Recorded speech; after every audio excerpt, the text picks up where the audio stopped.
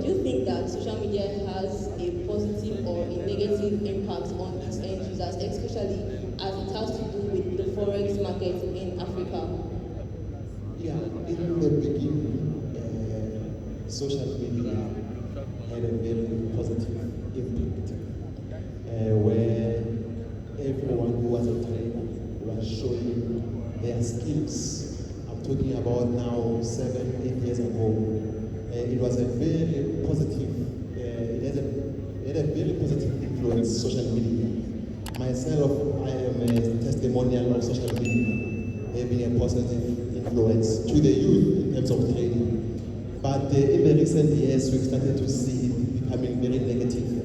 And that has really been caused not by social media, but by the traders who are scamming people, taking money from people. I was just talking with my brother there, TP, that there are some people who are scamming people in South Africa, taking money from them. So now social media now, it's like South Africa, Forex is negative.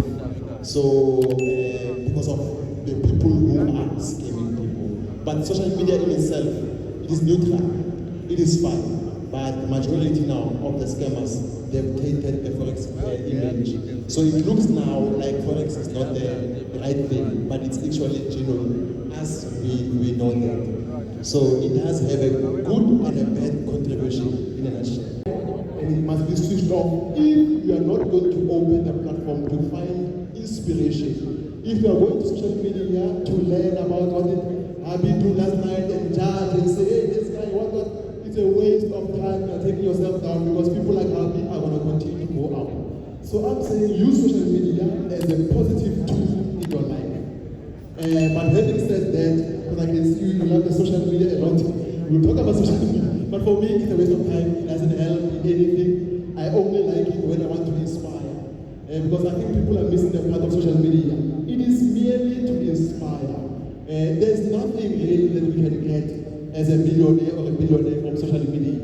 As a matter of fact, 95% of billionaires that I've met one-on-one, they are not on social media. And if they are there, it's not them posting and everything, it's their PA.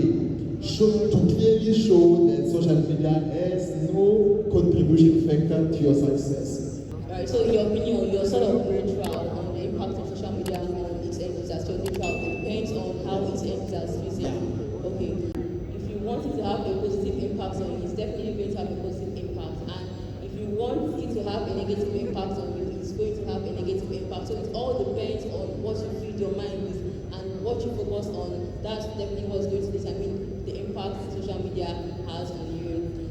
Alright, thank you very much. So my next question goes to DChessKing. There seems to be a very, very thin line between motivation and oppression from our successful mentors, right? So sometimes when our successful mentors make posts, especially for we beginner traders, right? We cannot sometimes get our head around it. You don't know if you're oppressed, you don't know if you're motivated. If you're here, if you're in that space, can I see your hand? Sometimes when you see a post, you don't know if you're motivated, you don't know if you're oppressed. A lot of us go through this, what impact do you think this has on young traders, and what advice can you give to young traders when they find themselves in this place where they don't really know if they are getting motivated or if they are getting oppressed with what they see on social media as regards the forex industry? I said, what impact do you think, this thin line between oppression and motivation has on young forex traders, as regards to the forex market?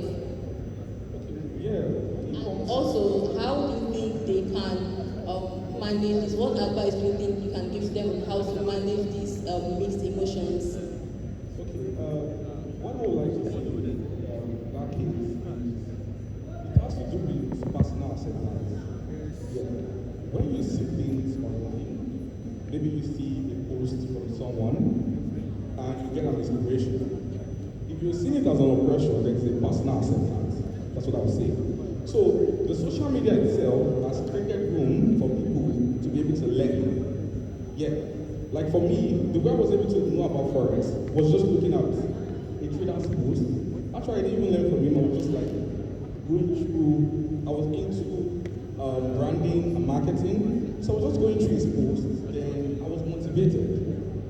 I tried learning on my own, using YouTube and everything. So social media itself, it's a personal acceptance. So if you decide to be oppressed by what you see, then it's on you. Yeah, so it's personal.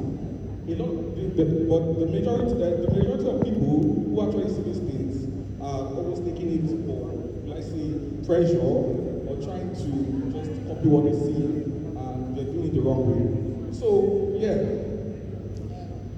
Okay, the second part of my question, I said, what advice would you give to a young trader that sees these things, and what kind of like, okay, when you see these kind of things and you're having these mixed emotions, what do you think they can do to manage these emotions? Because I'm pretty sure when you started out, you might have experienced this. How did you manage it?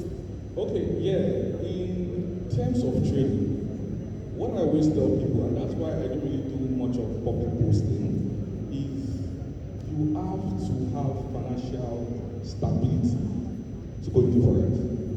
Trading is psychological. In fact, I would say 90% of it is psychological. Let me put an example. There was this guy I actually know. He was approaching me, like just telling me, I want to be like you. We actually went to the same school. I want to learn Forex. Then he said he's tired of what he was doing, he was into fraud, he's tired, he's giving up, he wants to just go into Forex. I told him, see, all these things you're seeing online, just ignore them. Forex is a different game entirely. When you're going there, are you sure you're ready? Because even when I entered into Forex, I looked at myself. I had little change, but I said, no, I don't have, a risk appetite to a sustainable risk appetite to go into the market. You understand? So, when someone doesn't really have so much, and let me put for example, someone like me, who actually had a little capital of like 300,000, which was everything he had. You understand? So he went into Forex, and at the end of the day, because he wants to be like those people you see online, and at the end of the day, he just crashed his whole account. So trading is psychological one, and financial stability is very important. So what I always advise you to do as a trader is you should learn to have that financial stability. Then go into Forex with join, to be honest. So there are many skills we can tend to learn. When we build up, we now dive into Forex and take it on the side. That way you're not pressured. That way you are not at that point, because one thing that deals with trading with little capital is a form of greed that's attached. Because we want to chase so much, and then at the end of the day, imagine you have just $100 of capital. Definitely, many of them are not sticking to making just 5% or 10% a month. It's not sustainable to them. So they will always want to like flip. And these mentors they're seeing online who have a lot of capital. They can even gamble with $100, it's nothing to them, but they will try to copy the same style. At the end of the day, they are just going the wrong way. So yeah, it's a personal acceptance, as I said. And thank you for Jeffrey and Harvey for inviting us over here. I am Camelo Goat. For those who know us, we have to say before I start explaining, are you making mine or is it a long story? Round of applause, guys. So, my answer to that question would be that I think social media has actually both impacts, positive and negative. The positive part would be that it inspires the next generation. Even for us to be here, we got inspired watching people from social media, it being YouTube, Twitter, or whichever it could be. It does bring some sense of belief to the next person, because a lot of us black people, we are mostly, especially when we trade in Forex, when you become the only person who succeeds, you become a breadwinner, and together you become a generational case breaker, right? So having that capabilities, you have to showcase it to other people, showcase it to other black kids that it is possible for us as Africans that we can make it. Now, for the negative aspect of it, it would be that it does create some sense of scammers using this opportunity to obviously scam unsuspecting clients, scam people who don't know right from wrong. Like you read here today, Mr. FS Great Lion, he was telling us that, he even got scammed by being sold MT4. You understand? So it does have a 50-50. You just need to teach yourself about the good and the bad, know who to follow, and know who resonates with you. And then definitely you can succeed. Supporting your journey. At the beginning of your Forex journey, keep quiet. If you want to impress your family, buy a microwave, buy grocery. You're gonna see your family will start warming up to you. They'll start saying, you know what, my child, continue. I think this thing is working. And just like that, when you are building up, when you feel like now you have built your first, I would say 10K USD, it's a very huge money in Naira or Rands. Then you can start saying, okay, I can start, posting something related to charts, but not necessarily lifestyle-wise. For lifestyle, you shouldn't even care about that for now. You should only use lifestyle for reference of getting inspiration, right? But in terms of knowing when to show people about your journey, it's important to keep quiet when you begin.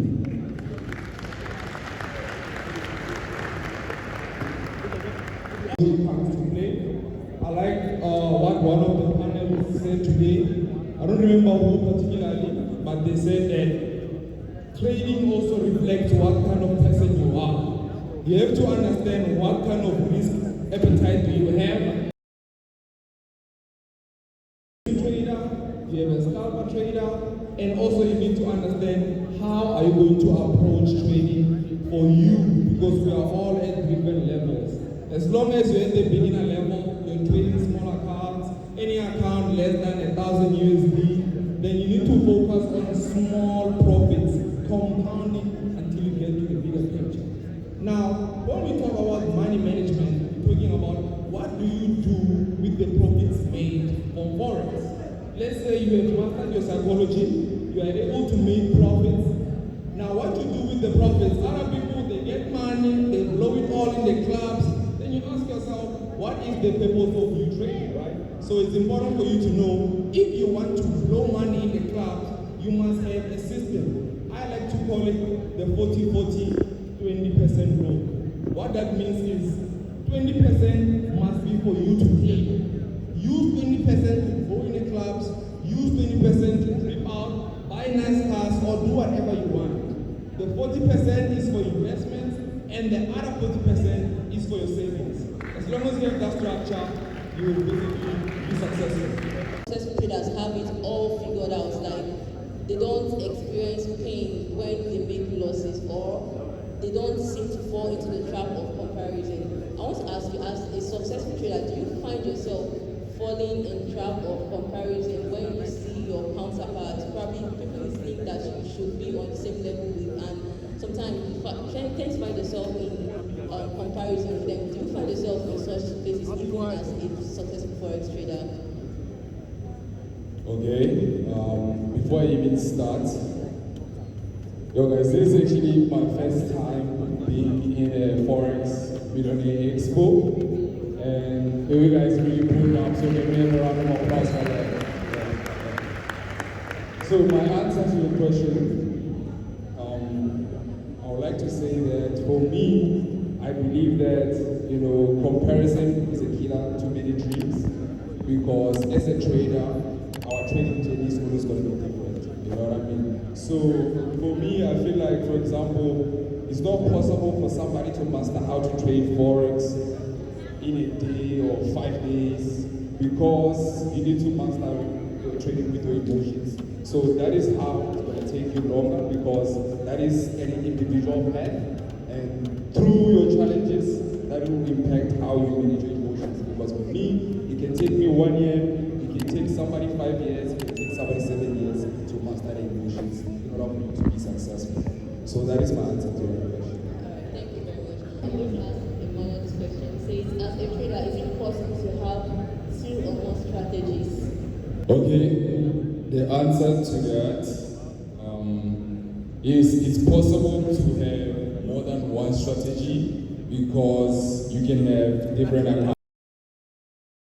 I would like to add on, especially touching on what Habi said as well. Habi did speak about you need to get to a point whereby you diversify, you spread, and it also helps with money management and all of that, right? So you can have multiple strategies whereby on a specific account you can approach it as a scalp trader, and a different account you can approach it as a swing trader, a different account you can approach it as a day trader, for example. And the reason for that is for risk management purposes.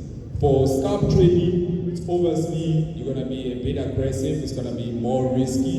And if you're going to be doing swing trading, you're going to be more, conventional, you're going to be more, conservative. And that is the type of approach you want to have. You want to make sure that you give yourself enough chances to know that even if you can risk here, there's money for you that's sitting for rainy days. If you feel like you have complete innovation in the market, you're really wrong.